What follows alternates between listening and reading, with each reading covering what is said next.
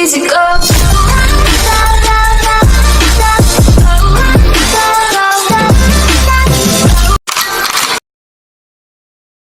This is our first problem about singly reinforced beam. Sabi dito, a rectangular concrete beam, 300 mm wide and 500 mm total depth, is reinforced with 425 mm bars on tension side. The steel cover of the reinforcement is 65 mm. Assume Fc prime or F prime C equals 21 megapascal and Fy equals 415 megapascal. Use NCP 2015. Question number 1. What is the depth of compression block in millimeters? Number 2. What is the design moment capacity of the beam? Number 3. What is the required tension steel area for balanced condition? For question number 1, dito natin gawin. Ang unang step na ginagawa nga natin is to check if totoong SRB ba siya or totoong DRB siya. So ano ba dun sa dalawa? SRB or DRB? Since wala namang figure na binibigay and also under ito ng topic ng singly reinforced, so hindi na natin pa i-check kung SRB or DRB. Sure tayong SRB talaga ito. And sabi dito, yung may bakal lang daw is yung nasa tension side. So magpo-proceed na tayo sa second step. Yung second step is yung nagsasum up tayo ng force horizontal. So dito natin gawin. Since meron na ako ditong nilagay na compression block, so obviously dito mag-o-occur yung ating C. Dito mag-o-occur yung ating C. Then dito naman sa ilalim, dito mag-o-occur yung T. So by summation force horizontal is equal to 0. Let's say to the left force is equal to the right force, then C is equal to T. Expand natin 0.85 Fc prime AB is equal to AS Fy. So ang nangyari dito, nag-assume ako na tension steel yields. Assume tension steel yields. Lagyan natin ng values. Ang magiging unknown na lang is yung A. 0.85. F prime C is 21. A variable. B is 300. AS solvable. So pi over 4 times diameter 25 squared times number of bars 4. Then yung Fy is 415.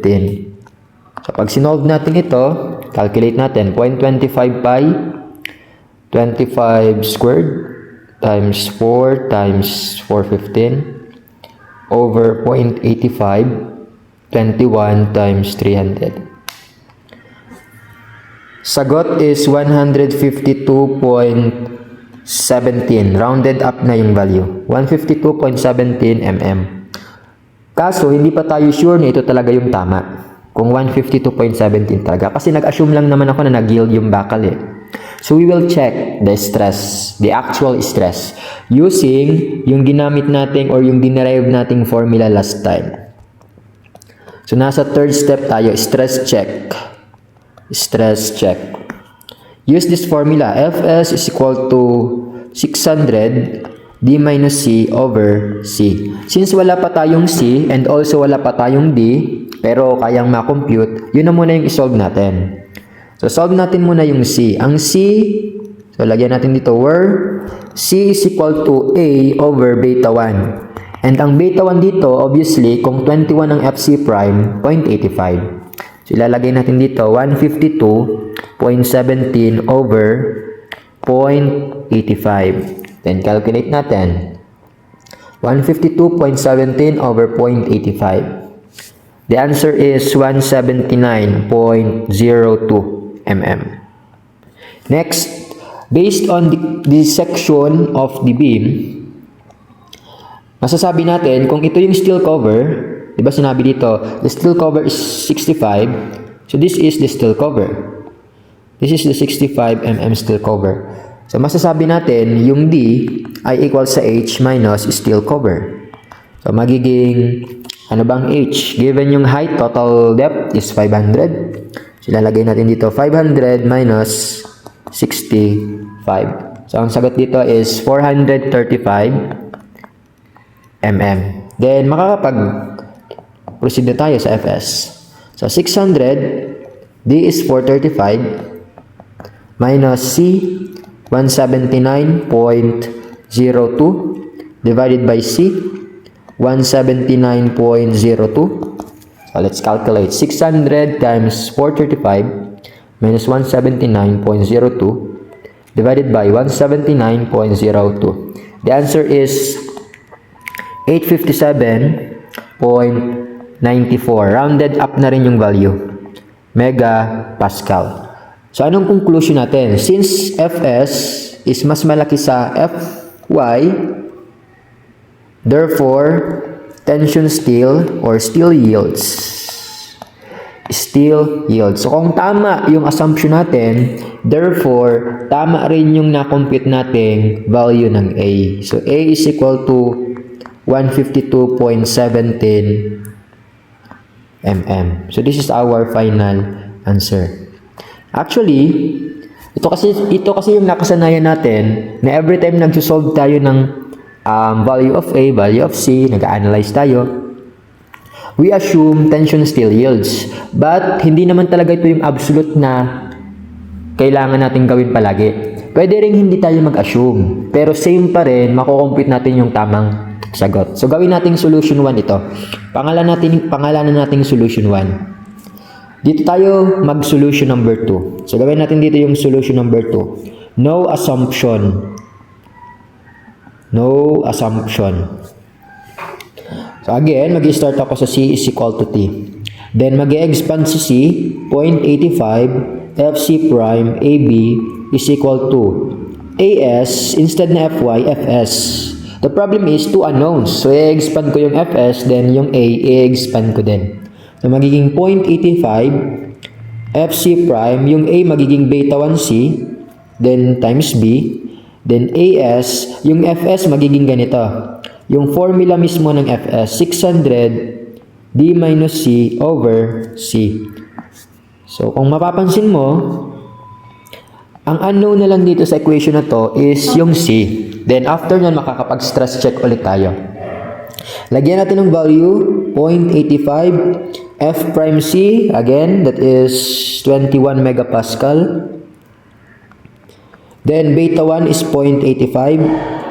Then C times B. B is 300. B is 300. Then AS, again, pi over 4 times 25 squared times 4 bars. Yes. Then times lever arm 600. So, oops, parang di nakakasya. Ibaba natin. Ibaba natin yung value. So, equals pi over 4 times 25 squared times 4 times the lever arm 600 times D. What is D? Ang D natin ay ito, 435 minus C, unknown, over C.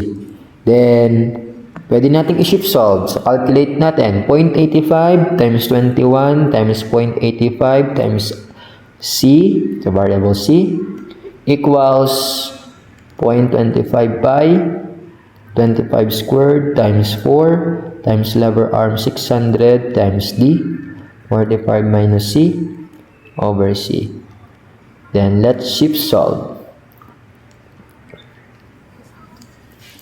Bale, ang lalabas dito, so ang ginawa natin sa solution number 2 is no assumption. Ano? So ang lalabas dito sa value ng C is 230.22. Then, again, ito yung magkapareho sa dalawang solusyon. Palagi mong dadaanan yung pag-check ng stress. So, always kang hindi mag-skip sa stress checking. Ito yung palagi mong dadaanan. So, once na may masolve kang C, stress check ka.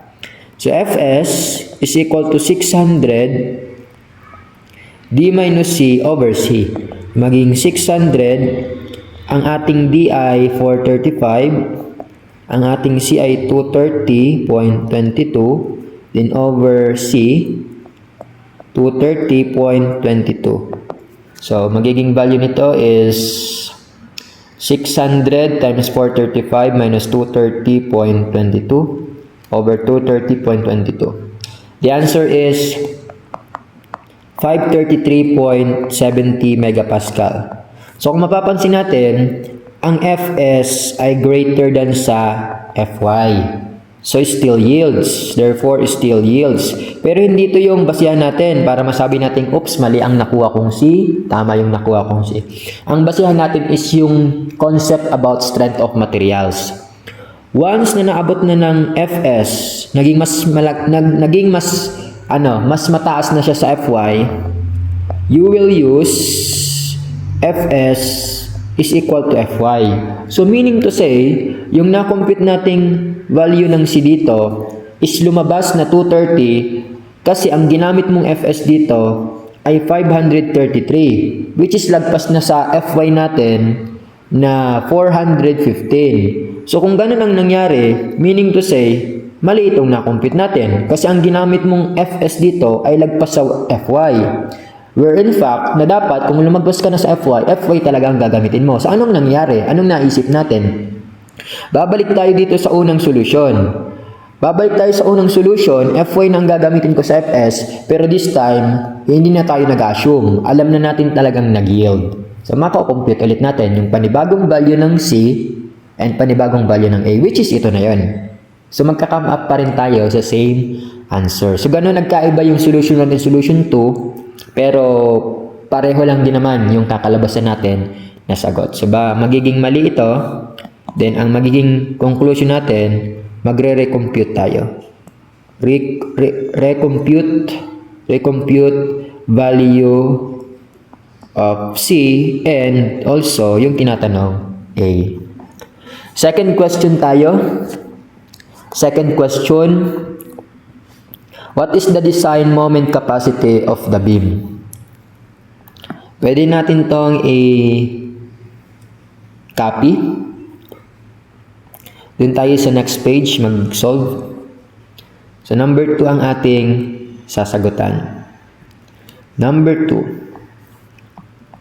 For number 2, obviously, since rectangular ang concrete block, this is A over 2. In return, this is D minus A over 2, which is yun yung lever arm na alam natin. D minus A over 2. So, magiging nominal capacity, pwede tayong dumaan sa C or T, then multiply natin sa lever arm D minus A over 2. Siguro ko daanin ko na lang sa T. Mn is equal to AS Fy. Ito yung value ng T. Sure na tayong Fy ito eh. Then lever arm D minus A over 2. Pasok natin ang mga values. So pi over 4 times 25 squared times 4. Then Fy is 415. Then D is 435. Then A is, check ulit natin, A is 152.17. 152.17 divided by 2. Pero naka-Newton millimeter ang lalabas dito. So, i-divide natin ang 10 raised to 6 para maging kilonewton meter. 0.25 pi times 25 squared times 4 times 415 times 435 minus 152.17 over 2 divided by 10 raised to 6 or pwede rin 1,000 squared. The answer is 292.462 kilonewton meter. Kaso ito pa lang ay tatawagin nating nominal capacity. Eh ang tinatanong ay design capacity. So ang tanong dito is what is the design moment capacity of the beam? Ang tinutukoy ng problem ay yung merong reduction factor. So yung VMN. Since ang Fs natin is mas mababa sa 1,000 pero mas malaki sa Fy, di ba? Nung na-compute natin, nung nag-stress check tayo, ito yun. Ang ating Fs ay equal sa 857.94. Meaning to say, nasa transition region tayo. Transition region. So, hindi basta-basta 0.9 ang ating reduction factor. We will compute. So, ang value ng reduction factor, yung may formula, 0.65 plus 0.25 times Fs minus Fy over 1,000 minus Fy. Then, substitute values. 0.65 plus 0.25. SFS is 857. Check ulit natin at 857.94 minus FY 415 over 1,000 minus 415. Calculate 0.65 plus 0.25 times 857.94 minus 415 over 1,000 minus 415. The answer is 0.839. Then, therefore, the sign moment capacity VMN is equal to 0.839 times the nominal moment capacity 292.462 kilonewton meter. Then calculate 839.839 times 292.462. The answer is 245.38 kilonewton meter. So this is our final answer for second question. Ngayon, since mahaba na, sagutan natin siguro sa next video yung third question. What is the required tension steel area for balanced condition?